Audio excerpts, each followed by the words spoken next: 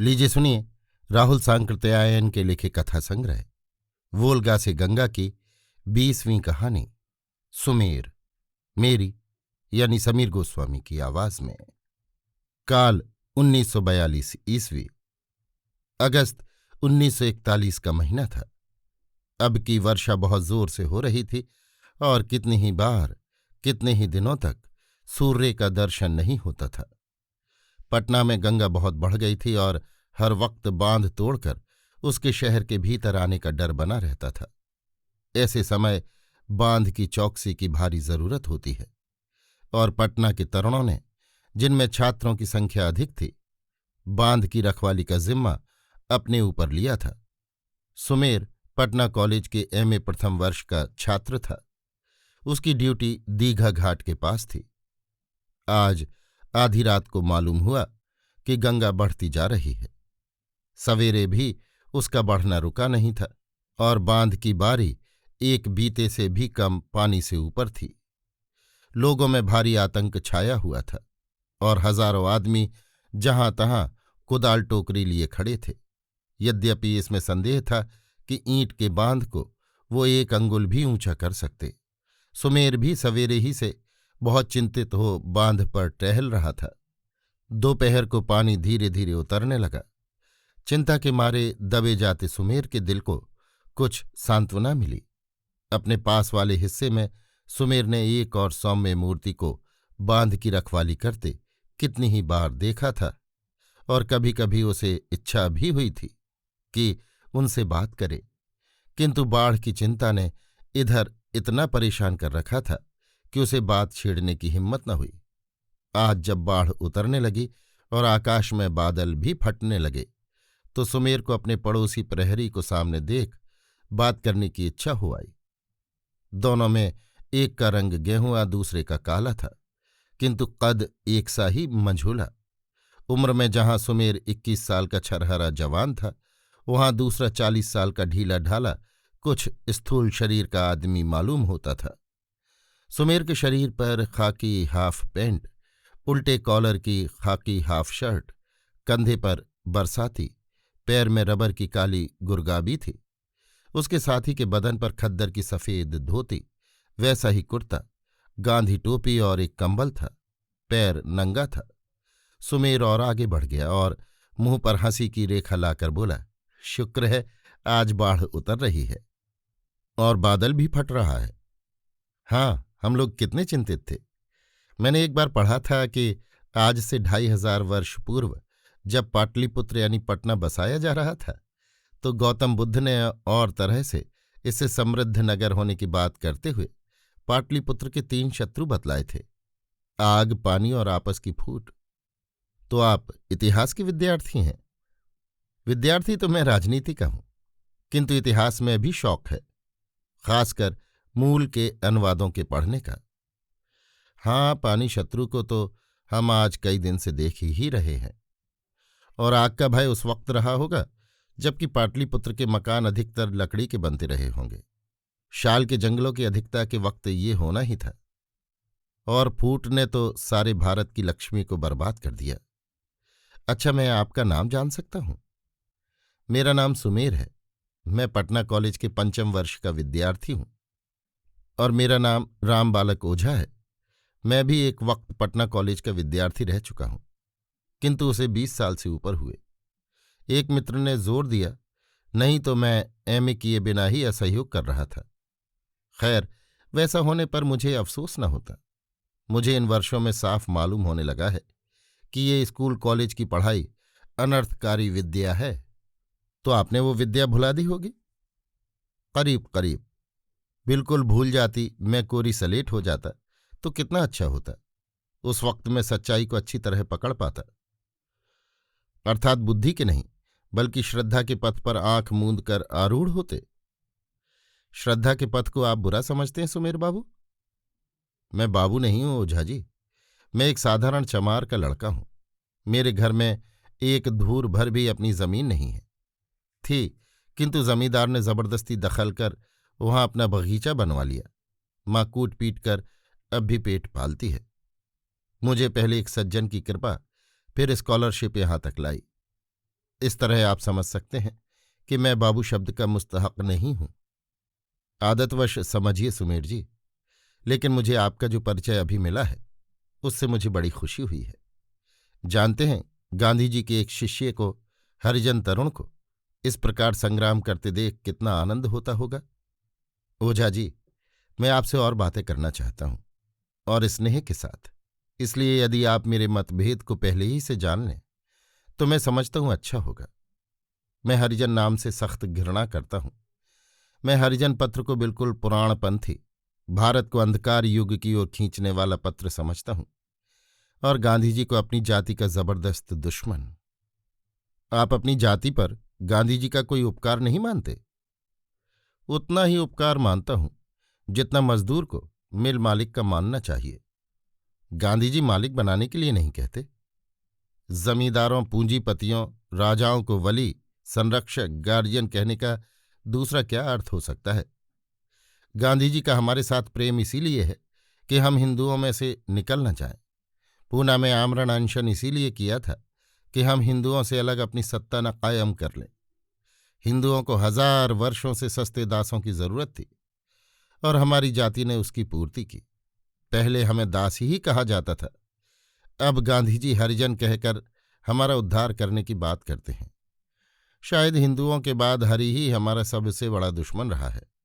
आप खुद समझ सकते हैं, ऐसे हरि का जन बनना हम कब पसंद करेंगे? तो आप भगवान को भी नहीं मानते? किस उपकार पर? हजारों वर्षों से हमारी जाति पशु से भी बदतर, अछूत, अपमानित समझी जा रही है, और उसी भगवान के नाम पर, जो हिंदुओं की बड़ी बड़ी जातियों की जरा जरा सी बात पर अवतार लेता रहा, रथ हाँकता रहा, किंतु सैकड़ों पीढ़ियों से हमारी स्त्रियों की इज्जत बिगाड़ी जाती रही। हम बाजारों में, सोनपुर के मेले में पशुओं की तरह बिकते रहे। आज भी गाली मार खाना, भूखे मरना ही हमारे लिए भगवान की दया बतलाई जाती है। इतना होने पर भी जिस भगवान के कान पर जूं तक नहीं रहेंगी, उसे माने हमारी भला? तो आप डॉक्टर अंबेडकर के रास्ते को पसंद करते होंगे?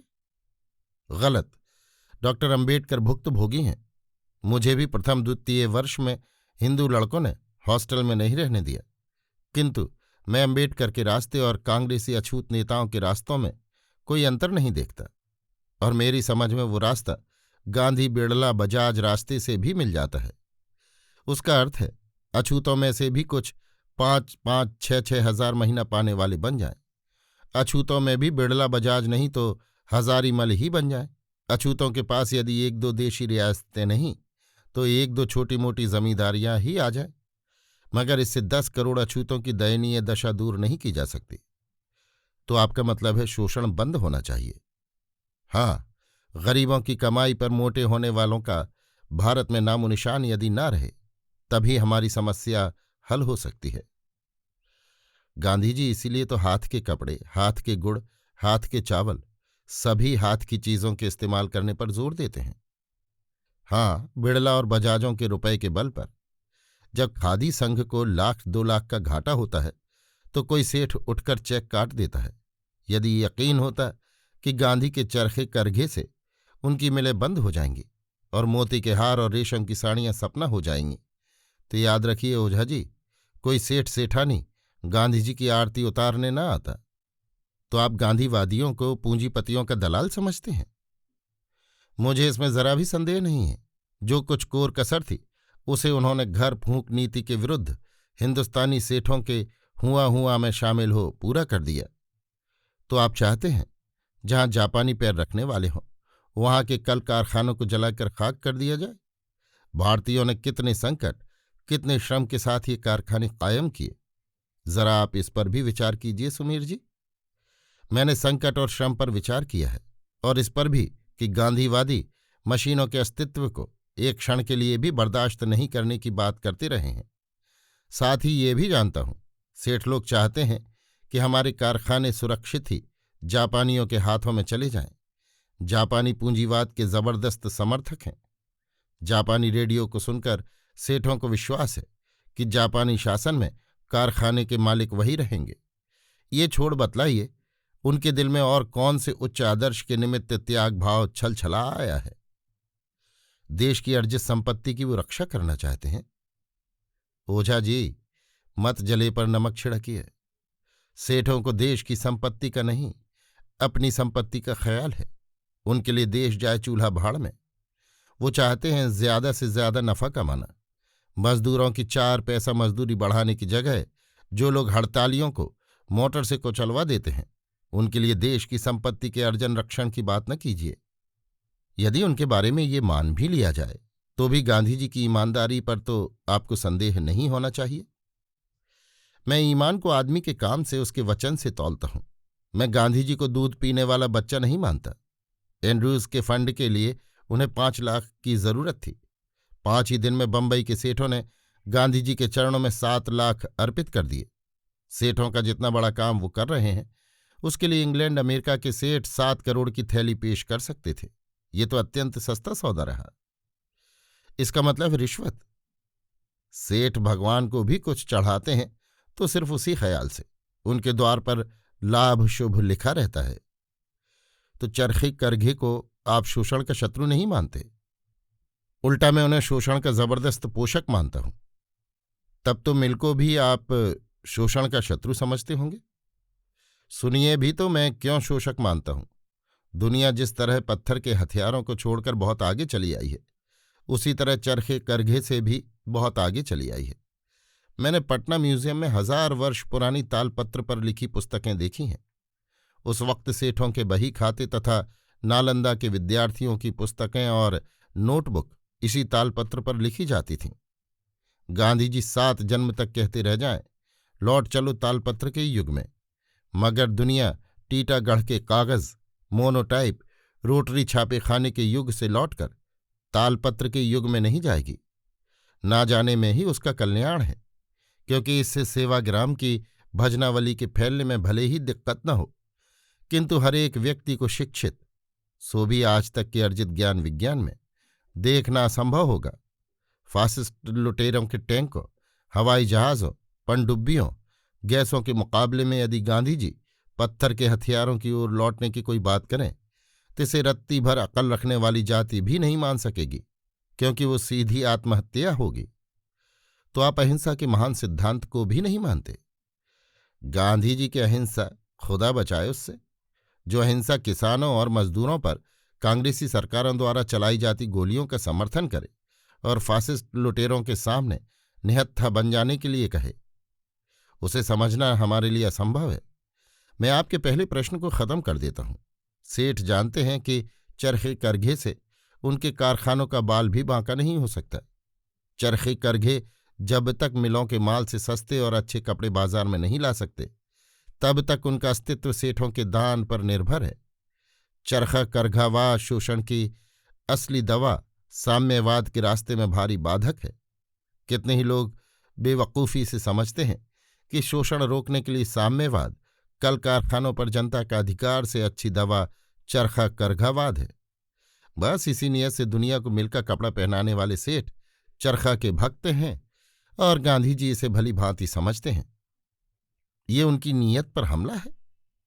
उनकी एक एक हरकत मुझे शोषितों, और भारत में सबसे अधिक शोषित हमारी जाति है, के लिए खतरनाक है।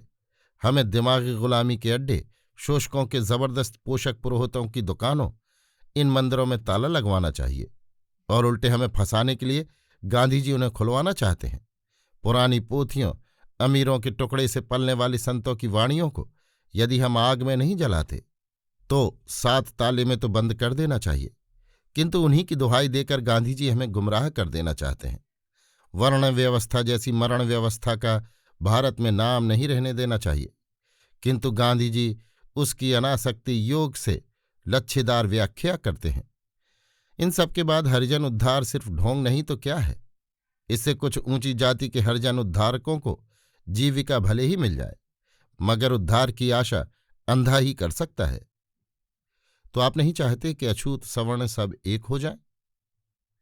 काल ने हमें एक कर दिया है, किंतु गांधी जी के प्रिय धर्म, भगवान, पुराणपंथिता उसे हमें समझने नहीं देती। मुझे देखिए ओझा जी, मेरा रंग गेहुआ, नाक ज्यादा पतली ऊंची, और आपका रंग काला, नाक बिल्कुल चिपटी। इसका क्या अर्थ है? मेरे में आर्य रक्त अधिक है, आप में मेरे पूर्वजों का रक्त अधिक है। आपके पूर्वजों ने वर्ण व्यवस्था की लोहे की दीवार खड़ी कर बहुत चाहा कि रक्त सम्मिश्रण न होने पाए, किंतु चाह नहीं पूरी हुई। इसके सबूत हम आप मौजूद हैं। वोल्गा और गंगा के तट के खून आपस में मिश्रित हो गए हैं। आज वर्ण यानी रंग को लेकर झगड़ा नहीं है। आपको कोई ब्राह्मण जाति से खारिज करने के लिए तैयार नहीं है। सारी बातें ठीक हो जाएं यदि धर्म, भगवान, पुराणपंथिता हमारा पिंड छोड़ दे, और ये तब तक नहीं हो सकता जब तक कि शोषक और गांधी जी जैसे उनके पोषक मौजूद हैं। मैं आपके तीखे शब्दों को सुनकर नाराज नहीं होता। जला हुआ दिल और जवानी उसके पीछे है ओझा जी, इसलिए मेरी बात से कष्ट हुआ हो तो क्षमा कीजिएगा। नहीं, मैं बुरा नहीं मानता, किंतु यदि चरखे करघे जैसी भारत की चीज का आप फिर से स्थापित होना संभव नहीं समझते, तो क्या विदेशी साम्यवाद के लिए भारत की भूमि को उर्वर समझते हैं? शोषकों को जो बात पसंद नहीं वही विदेशी और असंभव है। चूंकि इनकी कृपा से करोड़पति हो गए, इसलिए सेठ लोगों के लिए चीनी की मिलें विदेशी नहीं रहीं। कपड़े, जूट, कागज, सीमेंट, लोहे, साइकिल, जहाज, हवाई जहाज, मोटर, कांच, फाउंटेन पेन, जूते इत्यादि की बिजली या भाप से चलने वाली लाखों करोड़ों की फैक्ट्रियां विदेशी नहीं रहीं। रेडियो, टेलीविजन, फिल्म, टैंक आदि जैसे ही सेठों के पॉकेट में मजदूरों की कमाई के करोड़ों रुपए चुपके से डालने लगेंगे, वैसे ही उनकी विदेशीयता जाती रहेगी। शोषण में सहायक सारे विदेशी यंत्र उनके लिए स्वदेशी हैं, किंतु शोषण ध्वंसक उपाय साम्यवाद सदा स्वदेशी बना रहेगा। ईमानदारी इसे कहते हैं ओझा जी। साम्यवाद धर्म का विरोधी है और भारत सदा से धर्म प्राण रहा है। जरा इस दिक्कत का भी ख्याल करें सुमीर जी। आप कॉलेज की सारी पढ़ी पढ़ाई विद्या को भूल गया कहते हैं, इसलिए मैं क्या कहूं। जब धर्म का नाम आप लोग लेते हैं तो आपके सामने सिर्फ हिंदू धर्म रहता है। गांधी जी ने बजाज जी के गो सेवा मंडलों को भी आशीर्वाद दिया है, जिसमें मांस छोड़ सब चीज गाय की ही खाने की प्रतिज्ञा कराई जाती है, पेशाब और पखाने की भी। यदि गोभक्षक अगोभक्षक का भेद करें तो भारत में गोभक्षक आधे से बढ़ जाएंगे। हमारी जाति भी गोभक्षक है, आप जानते हैं। वैसे भी तो भारत में 1/4 के करीब लोग मुसलमान हैं, करोड़ के करीब ईसाई और कुछ लाख बौद्ध। यदि इन धर्मों को भी आप धर्म में शुमार करते हैं तो पृथ्वी का कौन देश है जहां धर्म के पक्के विश्वासी नहीं हैं? गांधी जी के मित्र भूतपूर्व लॉर्ड इरविन तथा आज के लॉर्ड हैलिफैक्स एक जबरदस्त ईसाई संत हैं। आज तक धर्म की दुहाई देकर ही धर्म प्राण अंग्रेजों को साम्यवाद से दूर रहने के लिए ये संत लोग प्रचार करते रहे। अरब, तुर्की, ईरान, अफगानिस्तान के मुसलमान हिंदी मुसलमानों से कम धर्म प्राण नहीं हैं। लाखों सुंदरियों के स्वेच्छा से कटवाए केशों के रस्से से जहां मंदिर बनाने के लिए लकड़ियां ढोई गईं, उस जापान को आप कम धर्म प्राण नहीं कह सकते। सभी शोषक जबरदस्त धर्म प्राण होते हैं ओझा जी, और सभी शोषण शत्रु धर्म शत्रु घोषित किए जाते हैं।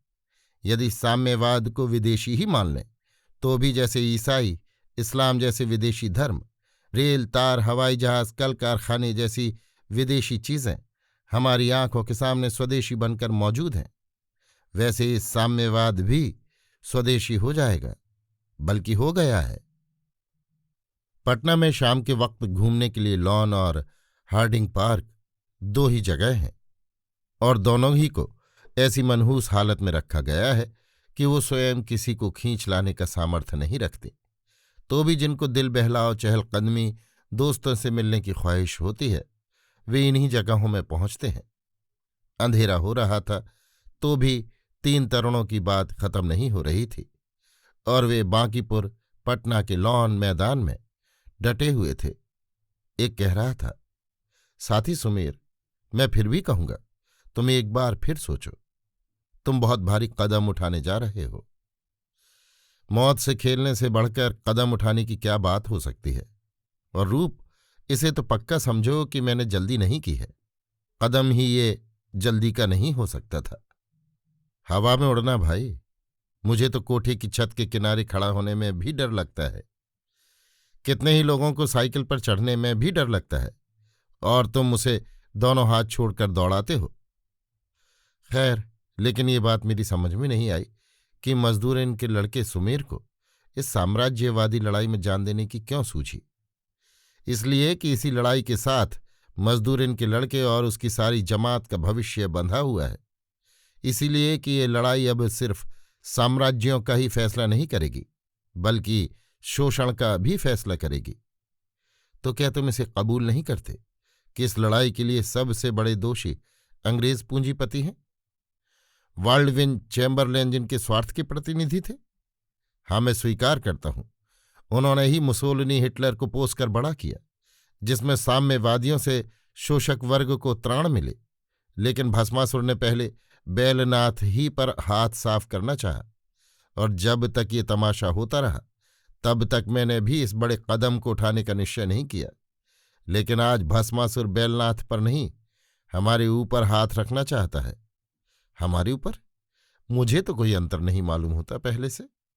आपको अंतर नहीं मालूम होता क्योंकि आपका वर्ग, सेठ वर्ग, फासिस्ट शासन में भी घी चुपड़ी की आशा रखता है।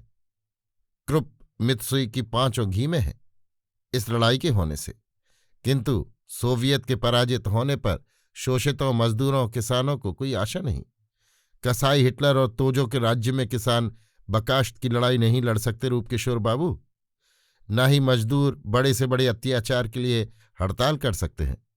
फासिज्म मजदूर किसानों को पक्के मानी में दास बनाना चाहता है। हमारे लिए सोवियत बहुत से राष्ट्रों में एक नहीं, बल्कि वही एकमात्र राष्ट्र है। उसे ही दुनिया के किसान मजदूर अपनी आशा, अपना राष्ट्र कह सकते हैं। 1.5 शताब्दी के लाखों करोड़ों की कुर्बानियों के बाद मानवता के लिए, सनातन शोषितों के लिए ये साम्यवादी प्रदीप पृथ्वी पर आलोकित हुआ। एक बार इस प्रदीप को बुझ जाने दीजिए, फिर देखिए कितने दिनों के लिए दुनिया अंधेरे में चली जाती है। हम जीते जी इस भीषण कांड को अपनी आंखों के सामने होते चुपचाप नहीं देख सकते। लेकिन सुमेर भाई, और भी तो समाजवादी देश में हैं। वे भी दुनिया से शोषण को मिटाना चाहते हैं। जिनको सेवाग्राम से फैलता अंधकार ही प्रकाश मालूम होता है, ऐसे समाजवादियों से शैतान बचाए। ऐसे तो हिटलर भी अपने को समाजवादी कहता है। गांधी जी के चेले भी उन्हें समाजवादी कहते हैं। समाजवादी कहने से कोई समाजवादी नहीं होता। जानते हैं, हिटलर तोजो की वजह से हिंदुस्तान का पूंजीवाद और पूंजीपति वर्ग बर्बाद नहीं, बल्कि वो और मजबूत होगा। किंतु फासिस्ट दस्यु मजदूरों, किसानों को सांस तक लेने नहीं देंगे। और साम्यवादियों की क्या हालत होगी, इसके लिए इटली और जर्मनी का हाल का इतिहास देखिए। वही क्यों, सिर्फ फ्रांस में हर रोज जो कम्युनिस्ट गोली से उड़ाए जा रहे हैं, उन्हीं को देख लीजिए। जो अपने को मार्क्सवादी कहकर अपने को इस युद्ध से अलग रखना चाहता है, वो या तो अपने को धोखा दे रहा है या दूसरे को। हिटलर और तोजो के शासन में मार्क्सवादी समाजवादियों की जान की कीमत एक गोली मात्र है। इसे हम सब अच्छी तरह जानते हैं। फिर कोई समाजवादी यदि अपने को तटस्थ कह सकता है, तो चमगादड़ की नीति से ही सोवियत के ध्वंस के बाद जो समाजवाद का झंडा उड़ाने की हाँक रहे हैं, उन्हें हम तो पागल कह सकते हैं या धोखेबाज। तो आपका ख्याल है इस युद्ध में कोई तटस्थ रह ही नहीं सकता? हाँ, ये मेरी पक्की राय है कि जिसका मस्तिष्क ठीक से काम कर रहा है, उसने अपने लिए एक पक्ष स्वीकार कर लिया है। क्योंकि इस लड़ाई का परिणाम शोषण विरोधी शक्तियों को या तो खत्म करना होगा, या उनकी शक्ति को इतना प्रबल कर देना कि फिर मुसोलिनी, हिटलर, तोजो या उनके पिताओं बाल्डविन, चैम्बरलेन, हैलिफैक्सों के लिए दुनिया में जगह नहीं रह जाएगी। हिंदुस्तान में सुभाष चंद्र और उनके अनुयायियों ने अपना स्थान चुन लिया है, और जिनको आप तटस्थ समझते हैं वो भी तय कर चुके हैं। उनकी तटस्थता सिर्फ ऊपरी दिखावा है, क्योंकि फासिस्टों के रवैये से वो नावाकिफ नहीं है। लेकिन हमारे यहाँ के अंग्रेज शासकों के मनोभाव को देख रहे हो ना। अंधे हैं ये लोग। 30 बरस पहले के जमाने में अब भी अपने को रखने की कोशिश कर रहे हैं। लेकिन क्या समझते हो, लड़ाई के बाद की दुनिया इन पुरानी फौसलों के लिए जीती जा रही है। हम जानते हैं ये लोग हमारी युद्ध की तैयारी में पग पग पर बाधा डालेंगे, क्योंकि वो हर एक चीज को गुजरे जमाने की दृष्टि से देखते हैं। हाँ, देख नहीं रहे हो, जिन लोगों की सूरत अमन सभाओं में ही शोभा देती थी, अब वही राष्ट्रीय मोर्चे के नायक बनकर जनता के सामने दहाड़ रहे हैं। हमारे गवर्नर, गवर्नर जनरल जनता को कुर्बानियां करने का उपदेश दे रहे हैं, जबकि उनके अपने खर्चे को देखकर हमारा माथा चकराता है। हमारे यहाँ कम से कम मजदूरी है 1 आना रोज, जिसके हिसाब से 25 रुपये सालाना आमदनी हुई, और इनकी तनख्वाह वाइसराय की 2,50,800 अर्थात घुरहू मजदूर की आमदनी का 10,000 गुना, बंगाल गवर्नर की 1,20,000 यानी 4,800 गुना, युक्त प्रांत गवर्नर की भी 1,20,000 यानी इसकी भी 4,800 गुना, बिहार गवर्नर की 1,00,000 रुपया यानी 4,000 गुना। ये बाकी खर्च छोड़ने पर है। यदि दूसरे खर्च भी लिए जाएं तो मार्ग व्यय और छुट्टी व्यय को छोड़कर भी बंगाल गवर्नर का सालाना खर्च 6,07,200 रुपया अर्थात घुरहू मजदूर की आमदनी का 42,291 गुना। इससे जरा मिलाइए इंग्लैंड के मजदूर को, जिसकी अल्पतम मजदूरी 85 शिलिंग यानी 56.5 रुपये से अधिक या 78 शिलिंग यानी 52 रुपये से अधिक प्रति सप्ताह कोयले के खानों में मंजूर हुई है। खेती के मजदूर भी 45 रुपया सप्ताह से ज्यादा पाते हैं, जिसका अर्थ है 200 या 221 पौंड वार्षिक मजदूरी, और महामंत्री इस हिसाब से सिर्फ 36 गुना ज्यादा तनख्वाहें पाता है। सोवियत में 12,000 रूबील महामंत्री को मिलता है, और मजदूरों की बहुत भारी तादाद है जो इतना वेतन पाती है, जबकि सबसे कम तनख्वाहें पाने वाला मजदूर उससे छठे हिस्से से कम नहीं पाता। अब मिलाइए, भारत में बंगाल गवर्नर घुरहू से 42,292 गुना, इंग्लैंड में महामंत्री घुरहू से 36 गुना, सोवियत रूस में महामंत्री घुरहू से 6 गुना, और सेठों की आमदनी से घुरहू की आमदनी को मिलाओगे तो कलेजा फटने लगेगा। ये सरासर लूट है भाई सुमेर।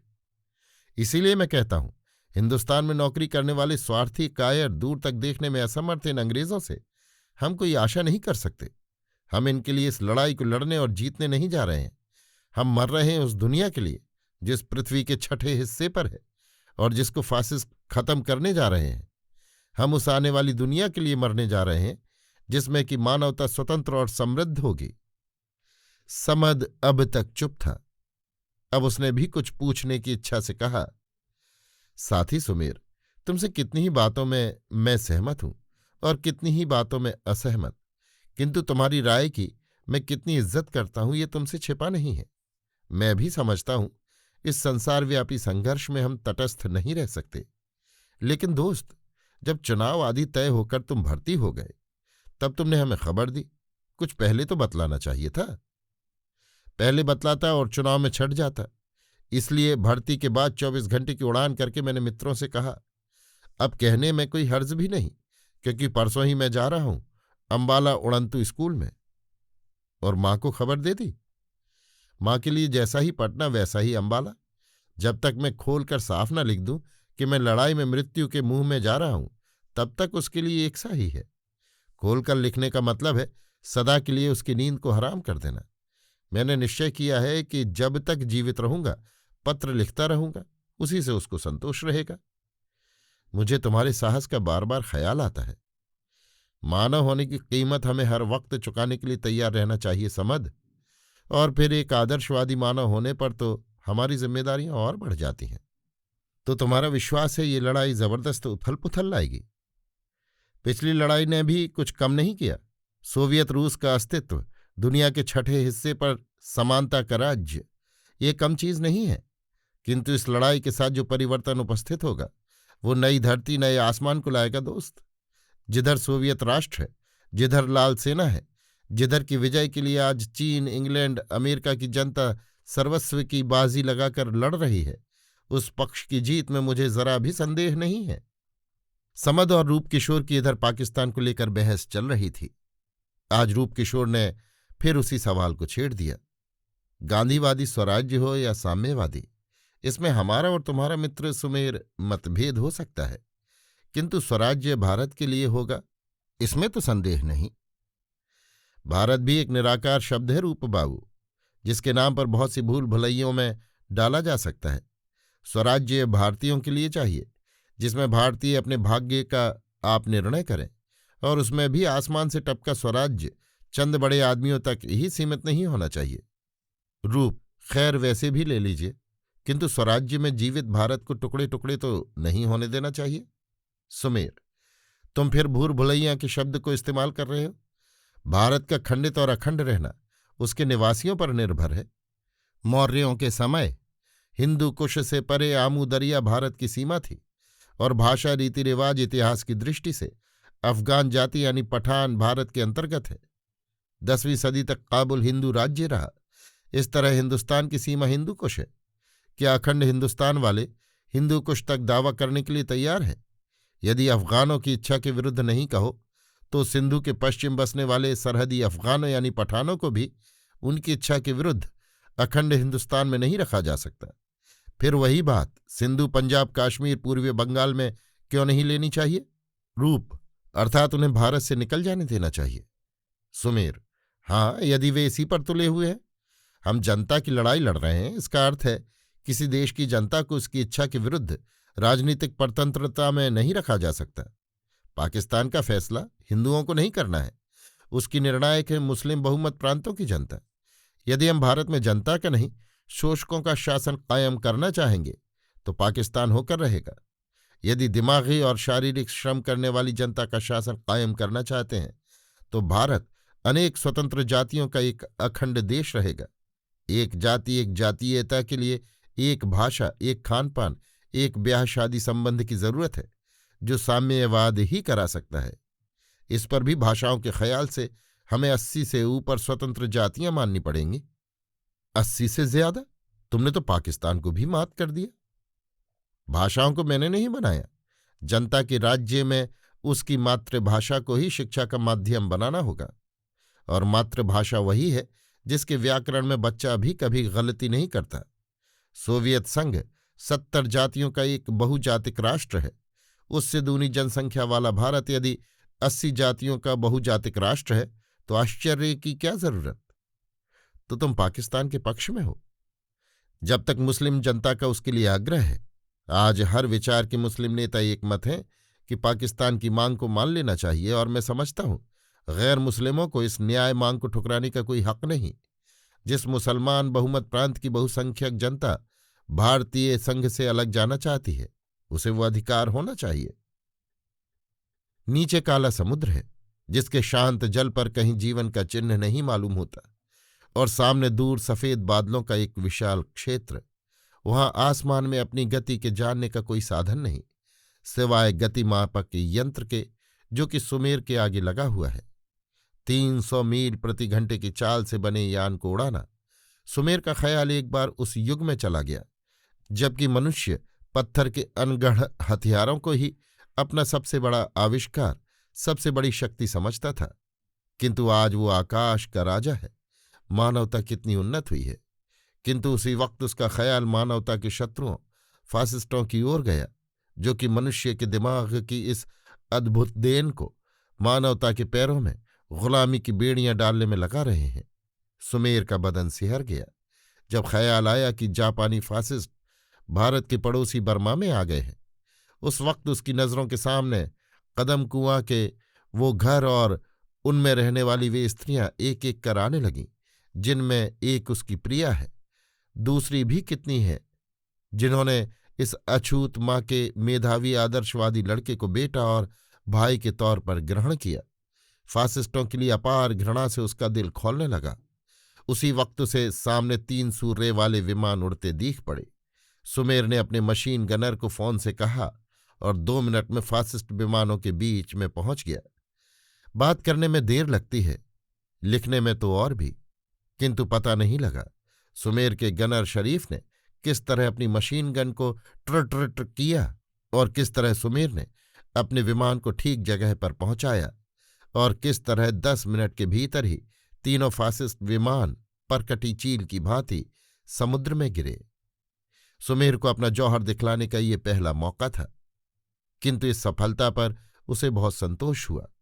उसने विमान को लौटाते वक्त शरीफ से कहा, शर्रू भाई, हमने अपनी कीमत अदा कर ली। हम में से हर एक यदि 3-3 फासिस्टों को खत्म करे तो कितना अच्छा हो। मेरा मन भी अब हल्का मालूम होता है। अब मरना मुफ्त नहीं कहा जाएगा। अब हम जितने दिन जिएंगे जापानी फासिस्टों को मार मार नफे पर नफे कमाते रहेंगे। सुमेर 200 दिन जीता रहा। उसने 100 जापानी विमानों को नष्ट किया। अंतिम दिन बंगाल की खाड़ी में उसे काम मिला। अंडमान के पश्चिम जापानी जंगी बेड़ा जा रहा था। सुमेर ने 40,000 टन का एक जंगी महापोत देखा। बेड़े के आसपास रक्षक विमान उड़ रहे थे, किंतु दूर बादलों में से झांकती सुमेर की आंखों को उन्होंने नहीं देखा। सुमेर ने अपने गनर को टारपीडो तैयार करने की आज्ञा दी। बादल वहां से बेड़े के ऊपर तक चला गया था। सुमेर ने पूरी गति से अपने विमान को चलाया। दुश्मन के विमानों को पता नहीं लग सका कि कब कोई विमान जंगी पोत के ऊपर पहुंचा, कब भारतीय विमान वाहक ने टारपीडो लिए अपने विमान को महापोत पर झोंक दिया। सुमेर और उसके गनर का पता नहीं लगा, किंतु अपने साथ ही वो उस जंगी महापोत को भी लेते गए। अभी आप सुन रहे थे राहुल सांकृत्यायन के लिखे कथा संग्रह वोल्गा से गंगा की 20वीं और अंतिम कहानी सुमेर, मेरी यानी समीर गोस्वामी की आवाज में।